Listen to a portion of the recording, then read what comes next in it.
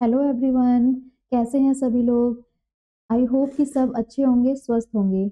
मैं सपना Sharma, biology teacher from एक विद्या कैलाश गुरुकुल। ठीक है, तो कल हमने जो पढ़ा था, जो हमने डिस्कस किया था, वो रेस्पिरेशन के बारे में डिस्कस किया था और उसकी फर्दर इंफॉर्मेशन।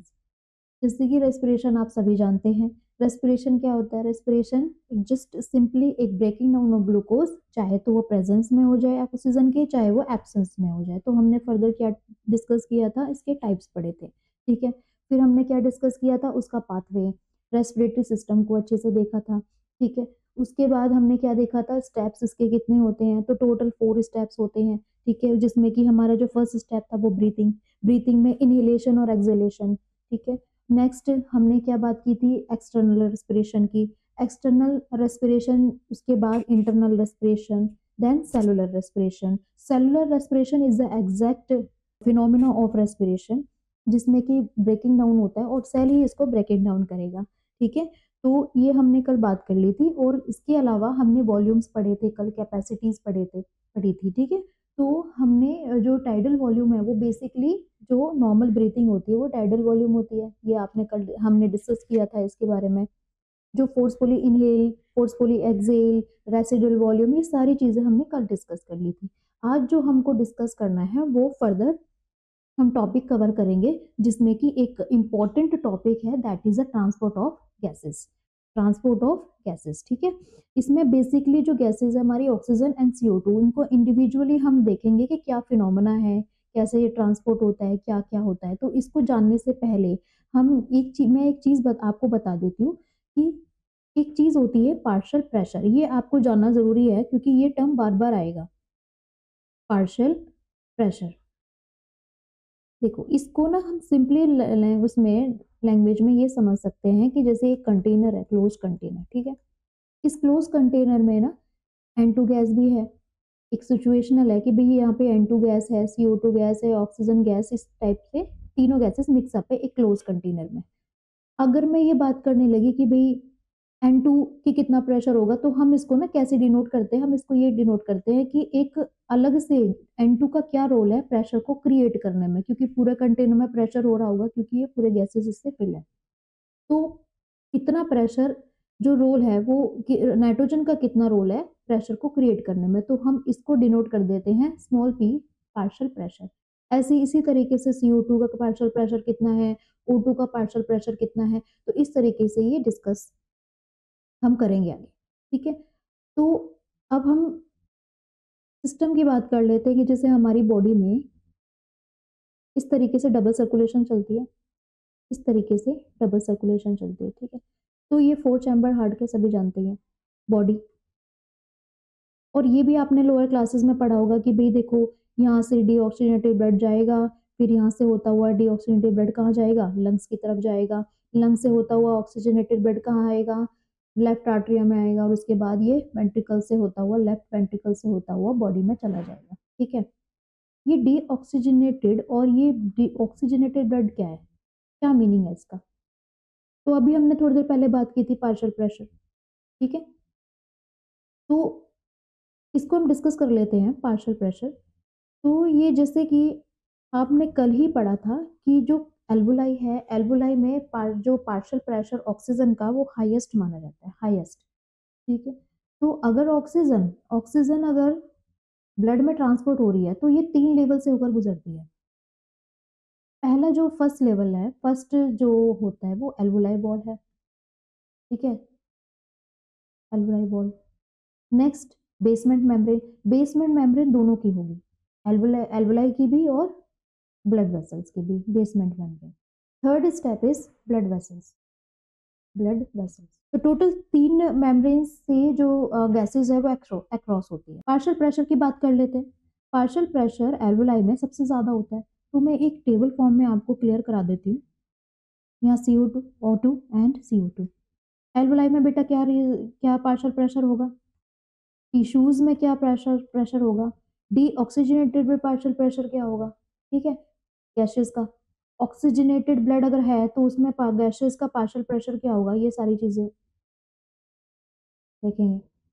एल्बुलाई में पार्शियल प्रेशर ऑक्सीजन का सबसे हाईएस्ट होता है, कम से कम 104। ठीक है, लगभग लगभग अप्रॉक्स 104। टिश्यूज में पार्शियल प्रेशर कम होगा, क्यों? क्योंकि CO2 का कंटेंट ज़्यादा होता है। ठीक है, तो हम इसको रिलेट करते हैं 40 से।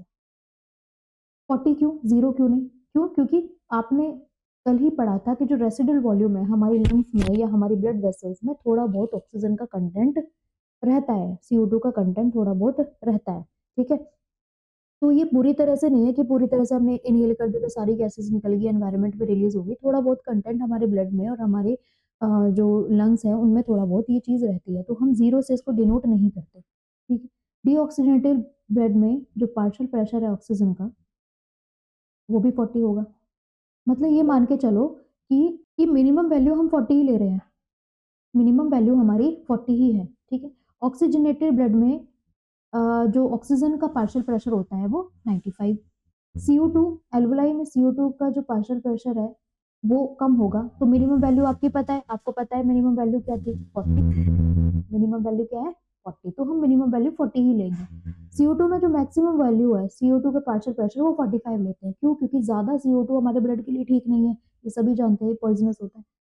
डीऑक्सीनेटेड ब्लड में जो CO2 का पार्शियल प्रेशर है वो भी 45 होगा, और ऑक्सीजनेटेड ब्लड में पार्शियल प्रेशर इसका कम होता है, वो 40 मिनिमम है। तो ये हमेशा ध्यान रखना है कि जो मिनिमम वैल्यू है वो 40 मानी जाएगी, मैक्सिमम वैल्यू ऑक्सीजन की 104 है, और CO2 की जो मैक्सिमम वैल्यू है वो 45 है। बस इतनी सी चीजें ध्यान रखने वाली है। ठीक है, आगे बढ़ते हैं। अब हम बात कर लेते हैं कि ट्रांसपोर्ट ऑफ गैसेस की अगर हम बात कर रहे हैं तो सबसे पहले ऑक्सीजन। ऑक्सीजन में ये आपको जो डाटा है ये हमेशा ध्यान रखना कि आप 97% जो हीमोग्लोबिन है वो ही ट्रांसपोर्ट करता है। क्यों? क्योंकि हीमोग्लोबिन का जो मेन काम है वो यही है कि ऑक्सीजन को ट्रांसपोर्ट करेगा। 3% जो रिमेनिंग है वो प्लाज्मा में डिसॉल्व हो जाता है। ठीक है, 3% प्लाज्मा में डिसॉल्व हो जाएगा, और 90% जो हीमोग्लोबिन उसको ट्रांसपोर्ट करता है। ठीक है, तो बात आती है कि saturation point. Actually saturation point, ये जो ग्राफ है ये कैसे बनता है? तो आप इसको ऐसे समझ सकते हैं जैसे कि ये एल्वेलाई है, और एल्वेलाई से ये डायरेक्ट कहाँ पे ब्लड में ट्रांसफर होगा, और यहाँ पे ऑलरेडी जो हीमोग्लोबिन है वो वेट कर रहा है कि भाई ऑक्सीजन आए और हम ट्रांसपोर्ट करें और हम सेल तक पहुंचाए। ठीक है, तो क्या होता है कि जब ऑक्सीजन आता है, ये हीमोग्लोबिन है। हीमोग्लोबिन बेसिकली क्या है, आप सभी जानते हैं, haemoglobin is just pigment. Pigment मतलब ये एक टाइप का प्रोटीन है। ठीक है, प्रोटीन, ये क्वाटनरी प्रोटीन है, थोड़ा कॉम्प्लेक्स स्ट्रक्चर है प्रोटीन का, और इसमें होती हैं 4 चेन।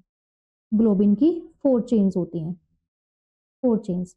इन इस पर्टिकुलर चेन में क्या होता है, ऑक्सीजन बाइंड कर सकता है, इस पर्टिकुलर ऑक्सीजन चेन में ऑक्सीजन बाइंड कर सकता है। ठीक है, तो सैचुरेशन पॉइंट तो 4 है, लेकिन ये जो हीमोग्लोबिन है ना, ये हीमोग्लोबिन ये एकदम से ऑक्सीजन को बाइंड नहीं करेगा। ऐसा नहीं है कि ये ऑक्सीजन एकदम बाइंड हो जाएंगे और चारों एकदम बाइंड होंगे और फिर चलेंगे, नहीं, ये एक एक एक करके बाइंड करता है। तो आप इसको प्रैक्टिकली ऐसे समझ लीजिए, जो हीमोग्लोबिन है पहले ये किससे फ्रेंडशिप करेगा, पहले ये शुरू में स्टार्टिंग में बातचीत करेगा, एकदम तो फ्रेंडशिप नहीं हो जाएगी ना, बातचीत करेगा तो पहले एक आकर लगता है, एक आकर उससे अटैच हो जाएगा। जब इसकी बॉन्डिंग अच्छी हो जाएगी तो ये दूसरे को भी अटैच करेगा कि जी आ जाइए आप भी। फिर उसके बाद और अच्छी बॉन्डिंग होगी, जैसे जैसे टाइम बीतेगा तो तीसरा भी, और देन चौथा भी। तो आप इस ग्राफ से इसको ये समझ सकते हैं कि ये जो मैंने समझाया ये ग्राफ से अच्छे से समझते हैं कि ये जो पार्शियल प्रेशर है ना ऑक्सीजन का, ये, और ये क्या डिनोट कर रहा है, ये है परसेंटेज सैचुरेशन। सैचुरेशन का मतलब होता है कि मिनिमम मिनिमम वो कितना सैचुरेट कर सकता है। तो शुरू में स्टार्टिंग में देखो दोस्ती उसने एक से की, एक मॉलिक्यूल ऑक्सीजन की एक मॉलिक्यूल से दोस्ती की, ये देखिए।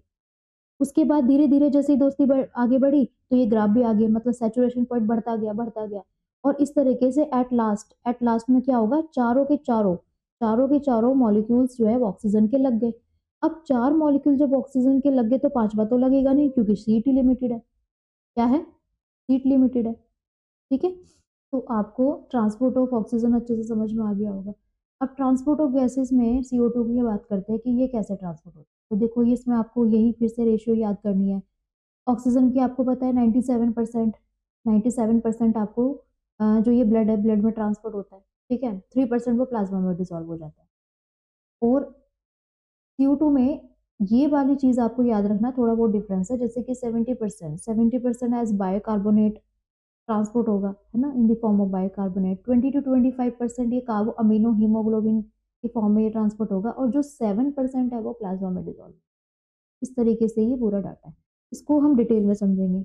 आपने पहली सिचुएशन में देखा है कि ये जो हीमोग्लोबिन है ये पूरे चारों के चारों ऑक्सीजन को लेकर जा रहा है, ठीक है, ये आ गया, चारों ऑक्सीजन को लेके जा रहा है, आ गया। सेल यहाँ पे वेट कर रहे हैं कि भाई हमें ऑक्सीजन चाहिए, क्यों, क्योंकि उन्हें ग्लूकोज को तोड़ना है, ठीक है।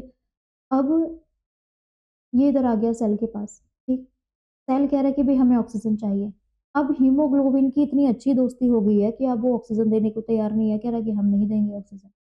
अब ये कुछ ना कुछ ऐसी ट्रेजेडी खेलेंगे कि भाई हमें तो ऑक्सीजन चाहिए क्योंकि हम ग्लूकोज को कैसे तोड़ेंगे। तो क्या होता है कि ये क्या करेगा, ये जो सेल है इसके पास CO2 कंटेंट बहुत ज्यादा है, पार्शियल प्रेशर CO2 का बहुत ज्यादा है, ठीक है। तो ये क्या करेगा कि ये CO2 को यहाँ पे रिलीज कर देगा, ठीक है, ब्लड में रिलीज करेगा। तो ये ब्लड से होता हुआ हीमोग्लोबिन के पास जाएगा, ठीक है। और ये बात ध्यान में रखने वाली है कि CO2 हमेशा अल्टरनेट होते हैं, या तो O2 या तो CO2, या तो O2 या तो CO2।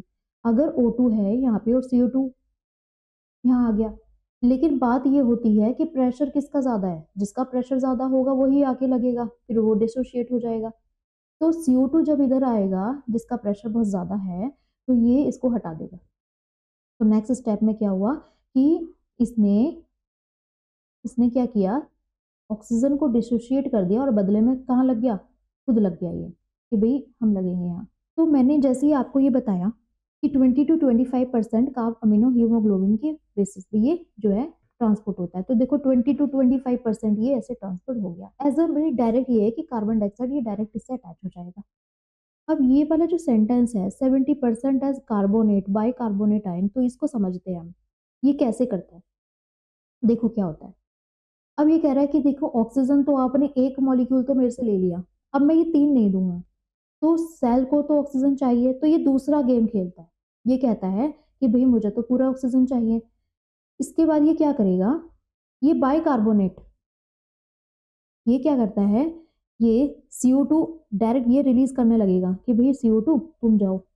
अब ये CO2 नया गेम खेलेगा क्या, ये दूसरे तरीके से इसको हटाएगा। ये जो CO2 है वाटर की कंटेंट, वाटर से रिएक्शन करके ये क्या बना लेते हैं, एक कॉम्प्लेक्स बना लेते हैं, H2CO3 का कॉम्प्लेक्स, ठीक है। ये कॉम्प्लेक्स ऐसे नहीं बनता, इसमें ना एंजाइम वर्क करता है, एंजाइम वर्क करेगा जिसको हम बोलते हैं कार्बोनिक एनहाइड्रेस, कार्बोनिक एनहाइड्रेस, ठीक है बच्चों, कार्बोनिक एनहाइड्रेस। ये कार्बोनिक एनहाइड्रेस फिर उसके बाद फर्दर इस कॉम्प्लेक्स को तोड़ेगा और ये कन्वर्ट कर देगा बाय कार्बोनेट आयन में, और बदले में H+। अब ये H+ ही गेम खेलेगा। ये H+ क्या करेगा, तुरंत भागता हुआ जाएगा और कहेगा कि O2 यहाँ से आप हटिए, और ये खुद अटैच हो जाएगा।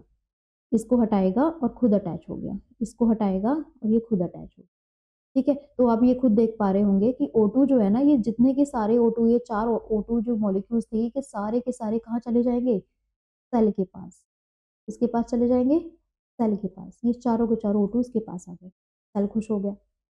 अब Hb के पास CO2 और बाकी का क्या है, ये H+, थ्री प्लेसेस पर H+ लगे हुए हैं। तो आप कंडीशन अच्छे से देख पा रहे होंगे कि क्या कंडीशन बन रही है। तो क्या कंडीशन बन रही है इसमें, कंडीशन ये बन रही है कि CO2 का पार्शियल प्रेशर बहुत ज़्यादा है, पहली कंडीशन, ठीक है। इस सिचुएशन को देखकर, अगर हम इस सिचुएशन को देखें तो क्या हो रहा है, CO2 का पार्शियल प्रेशर बहुत ज़्यादा है, ऑक्सीजन का पार्शियल प्रेशर कैसा है, कम है, ठीक है। H+ का कंटेंट बहुत ज़्यादा है, आप देख पा रहे होंगे H+ का कंटेंट बहुत ज़्यादा है।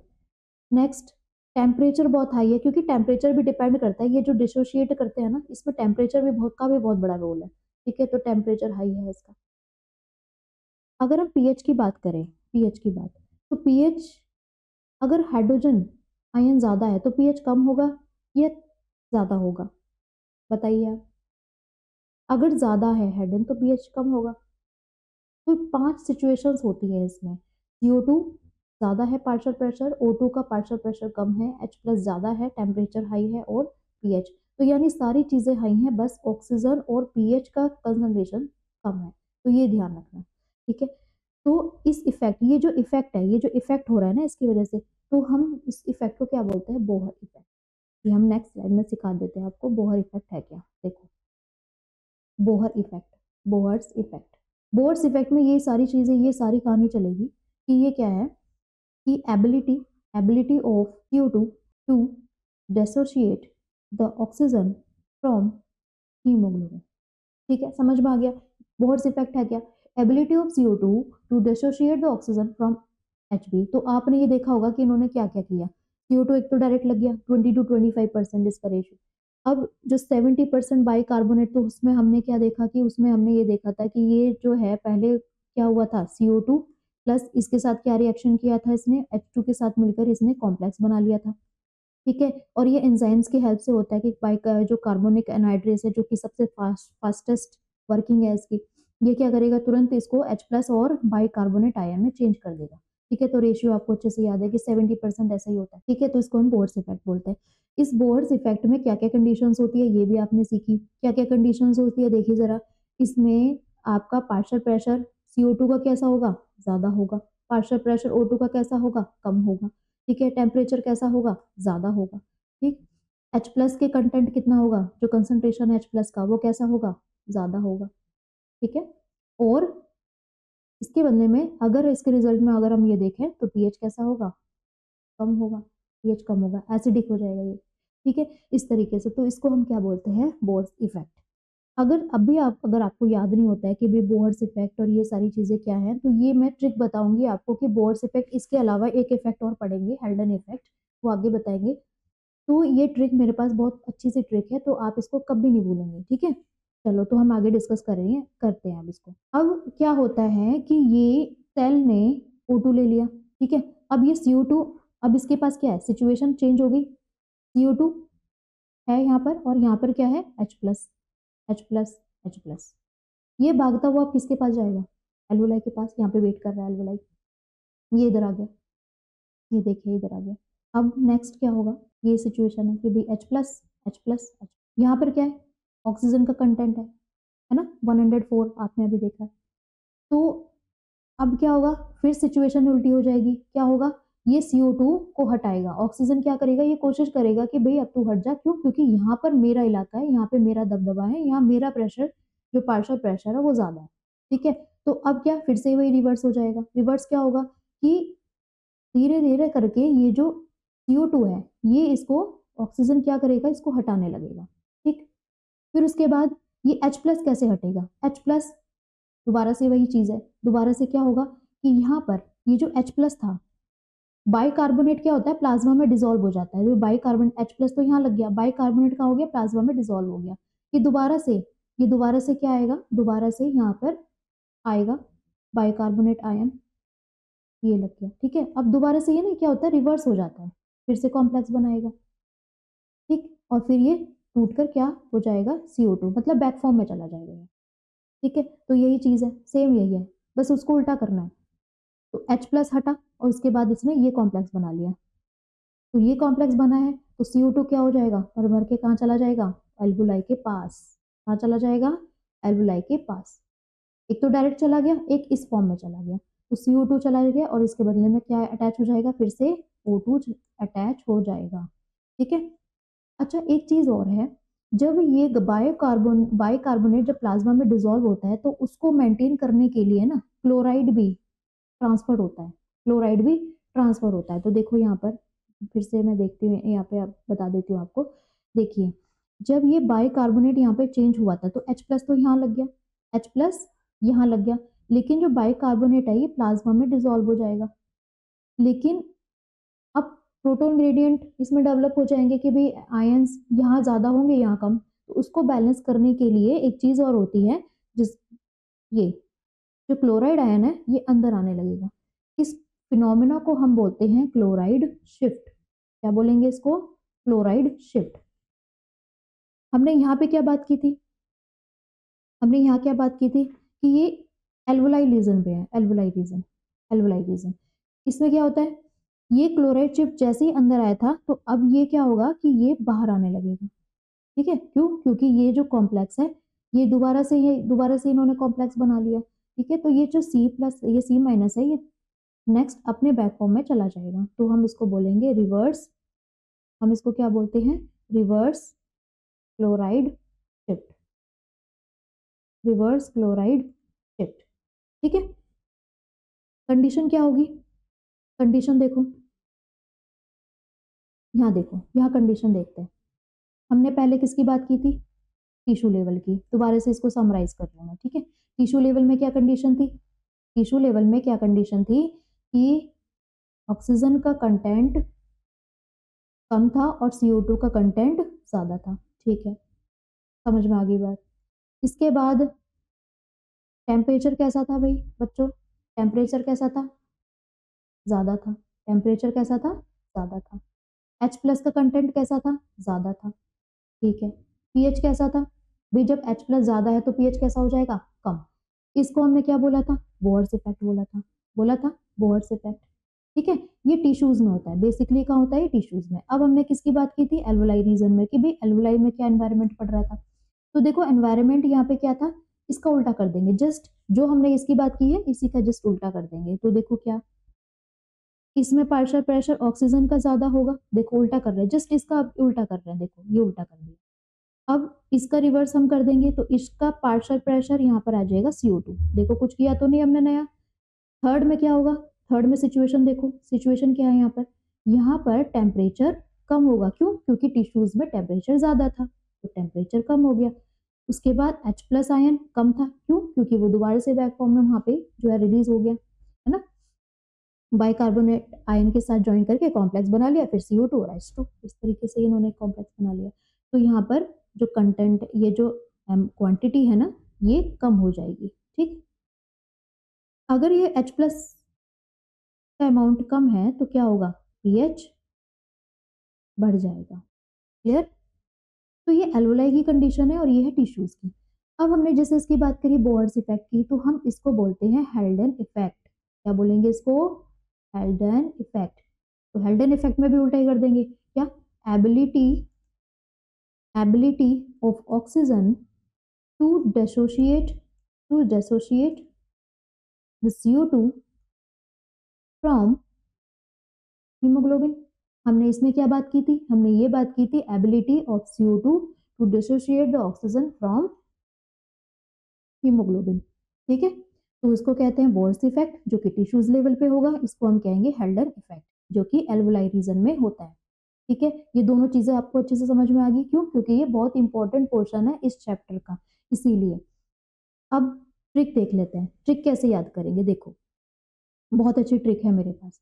ये देखिए, यहाँ पर ये आप वर्ड देख रहे हैं बोहर, ये क्या वर्ड है, आर, आर। ठीक है, तो अच्छा, इसको हम, इसको समझाने से पहले ना एक ग्राफ देख लेते, तब आएगा आपको समझ में। देखो एक ग्राफ बनाती हूँ मैं यहाँ पर, ये है पार्शियल प्रेशर गैसेस का, ठीक है, और ये है point of saturation, point of saturation, point of saturation.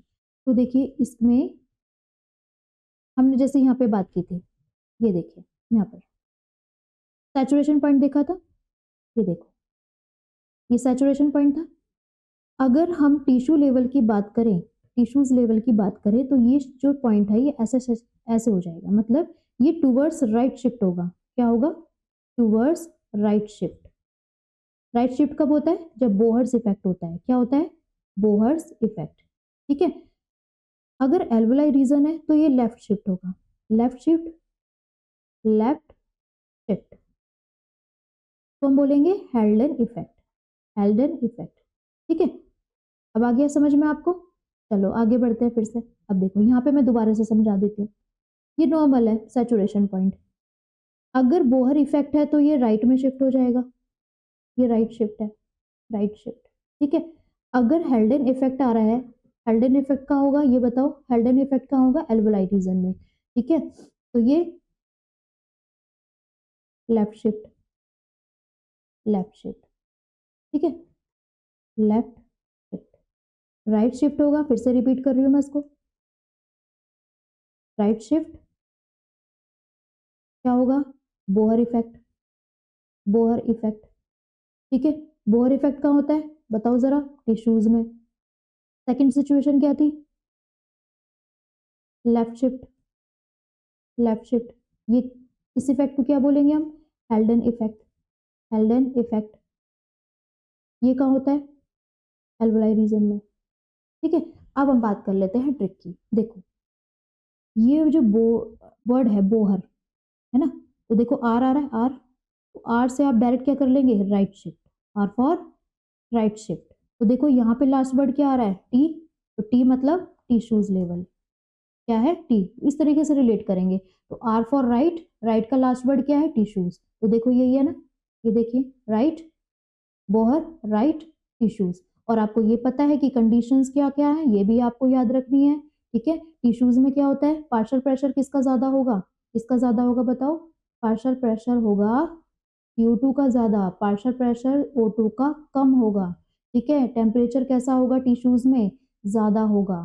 ठीक है, H+ कैसा होगा? ज्यादा होगा। और pH कैसा होगा? कम होगा। तो इस तरीके से आप इसे याद करेंगे। अगर ये याद हो गया तो इसी के जस्ट अपोजिट में हेल्डन इफेक्ट को कर देंगे। ठीक है, तो इस तरीके से आपको लर्न करना है। समझ में आ गया बच्चों? ठीक है, तो आई होप कि आपको ये जो टॉपिक है, जो कि बहुत इंपॉर्टेंट टॉपिक है और थोड़ा डिफिकल्ट भी है, तो ये आपको समझ में आ गया होगा। और मैंने अपनी तरफ से आई होप कि मैंने बहुत अच्छे से आपको समझाया और आपको समझ में आ भी गया होगा। ठीक है, तो अगर आपको ये समझ में आ गया तो जल्दी से लाइक कर दो, शेयर कर दो और चैनल को सब्सक्राइब भी कर दो। ठीक है, अब आगे बढ़ते हैं हम। Regulation of respiration. Regulation of respiration में देखिए दो तरीके से रेगुलेशन होता है। ठीक है, एक तो होता है न्यूरॉन्स, न्यूरॉन्स काम करते हैं बेसिकली यहाँ पे, और एक होता है केमिकली, केमिकल। ठीक है, केमिकली होता है यहाँ पे। जो कंट्रोल सेंटर है, ये देखो, रेस्पिरेटरी रिदम सेंटर, इसको नेक्स्ट स्लाइड में समझते हैं। देखो ब्रेन, पता है आपको, ये fore brain, mid brain and hind brain. Hind brain पर आता है मेडुला, पोन्स, मेडुला। यहाँ पर ना दो सेंटर प्रेजेंट होते हैं। क्या प्रेजेंट होते हैं? दो सेंटर। और मेडुला रीजन में एक सेंटर प्रेजेंट होता है। तो ये चीज ध्यान रखना, मेडुला में जो सेंटर प्रेजेंट होता है इसको हम बोलते हैं रेस्पिरेटरी, रेस्पिरेटरी रिदम सेंटर। कौन सा सेंटर? Respiratory rhythm centre. ठीक है, बोन्स में टू सेंटर्स प्रेजेंट है। पहला न्यूमोटैक्सिक, ये बेटा आपको नाम याद रखने हैं, pneumotaxic centre. And next is apneustic centre, apneustic centre. Basically इसका काम क्या होता है? ये इंक्रीज करता है ब्रीथिंग रेट को। किसको इंक्रीज करेगा? ब्रीथिंग रेट को ये इंक्रीज करता है। ठीक, इसी के साथ में जो इसका साथ देता है, जो इसका फेवर करेगा, चलो इसको हम बाद में बताएंगे। चलो इतना ध्यान रखो कि ये इंक्रीजिंग करता है ब्रीथिंग रेट को। ठीक है, इसके अपोजिट में अब देखो रेगुलेट करना है। अब ये तो नहीं कि भाई ब्रीथिंग रेट इंक्रीज ही होती रहेगी, कभी तो नॉर्मल आएगी। तो नॉर्मल यानी इसको डाउन कौन करेगा? एपनॉस्टिक सेंटर। ये क्या करता है? डिक्रीज करेगा ब्रीथिंग रेट को। डिक्रीज करता है ये ब्रीथिंग, डिक्रीज करता है ब्रीथिंग रेट को, डिक्रीज करेगा ब्रीथिंग रेट को। तो ये इंक्रीज करेगा ब्रीथिंग रेट को, इसी के अपोजिट में ये डिक्रीज करता है ब्रीथिंग रेट। ठीक, अब ये तो नहीं है कि breathing rate decrease by chance exercise फिर से हम करने लगे, कुछ मेटाबॉलिक एक्टिविटी या रनिंग वगैरह कुछ भी हो रही है, तो स्टार्टिंग कौन करेगा? स्टार्टिंग करता है न्यूमोटैक्सिक। मतलब कहने का मतलब ये है कि ये इंक्रीज करता है breathing rate, that increases the breathing rate. तो अब आप ये सोच रहे होगे कि दोनों ही करते हैं, दोनों में डिफरेंस बस इतना है कि ये स्टार्टिंग करेगा, ये जस्ट स्टार्ट करता है, और बाद में कंटिन्यू कौन करके रखता है? Rhythmic respiratory rhythm centre. मतलब ये क्या, इसको स्टार्टर चाहिए, क्यों? क्योंकि ये बॉक्स बॉस है, इसको आप बॉस मानिए कि ये बॉस है भाई। ठीक है, तो इसको स्टार्टर कौन करेगा? स्टार्ट करने करने के लिए, मतलब इसको स्टार्टर चाहिए कि सबसे पहले भी तुम स्टार्ट करो, उसके बाद हम करते हैं। तो न्यूमोटैक्सी से ये कहता है कि तुम स्टार्ट करो, उसके बाद हम कंटिन्यू करेंगे। ठीक है, और ये तो आपको पता ही है, एपनॉस्टिक क्या करता है? डिक्रीज कर देता है। क्लियर है ये पॉइंट? बिल्कुल क्लियर है। ठीक है, तो ये आपको समझ में आ गया कि न्यूरॉन्स कैसे काम करते हैं। ठीक है, अब आते हैं हम केमिकली। तो केमिकली में क्या होता है कि जो हमारी ब्रेन है ना, यहाँ पे देखो, ये ब्रेन के साथ ना कुछ न्यूरॉन्स हार्ट से कनेक्टेड होते हैं। इससे हार्ट से कनेक्टेड, तो यहाँ पर ना टू सेंसिटिव एरियाज होते हैं। आयोटिक, आयोटिक सेंटर, ठीक है। Next is carotid centre, carotid centre. ये दोनों का एक ही काम है, क्या काम है? अगर ब्लड में अगर ब्लड में अगर ब्लड में CO2 plus H plus hydrogen ion और CO2 का कंटेंट अगर बढ़ गया है, तो ये ब्रीथिंग रेट को इंक्रीज कर देगा। क्या लॉजिक है भाई इसका कि भी इंक्रीज क्यों कर रहे हैं? क्या लॉजिक है? देखो, अगर ब्लड में CO2 कंटेंट बढ़ रहा है, H प्लस बढ़ रहा है, तो भाई हमें इसको हटाने के लिए ऑक्सीजन चाहिए कि नहीं चाहिए? बताओ, ऑक्सीजन चाहिए, यानी इसका पार्शियल प्रेशर ऑक्सीजन का ज्यादा होना चाहिए, तभी तो ये हटेगा। अभी हमने पढ़ा है कि भाई हम ट्रांसपोर्ट कैसे करेंगे, है ना? तो ऑक्सीजन इसका पार्शियल प्रेशर ज्यादा होना चाहिए जब ये हटेगा। तो ये सेंसिटिव होता है CO2 और H प्लस। अगर ब्लड में ये इंक्रीज हुआ है तो ये ब्रीथिंग रेट जो है ना इंक्रीज कर देगा, ताकि ज्यादा से ज्यादा ऑक्सीजन आए और ये इसको डिसोशिएट कर दे। समझ में आया बच्चों? ठीक है, तो आपको रेगुलेशन समझ में आ गया अच्छे से। दो टर्म्स होते हैं, न्यूरॉन्स कंट्रोल करेगा और केमिकली कंट्रोल करता है। केमिकली मतलब क्या? ये H प्लस और CO2 को चेक करता है कि भाई हमारे ब्लड में बढ़ रहा है या नहीं बढ़ रहा है। ठीक है, न्यूरॉन्स में क्या होता है? तीन सेंटर्स काम करते हैं बेसिकली, तीन सेंटर्स काम करते हैं।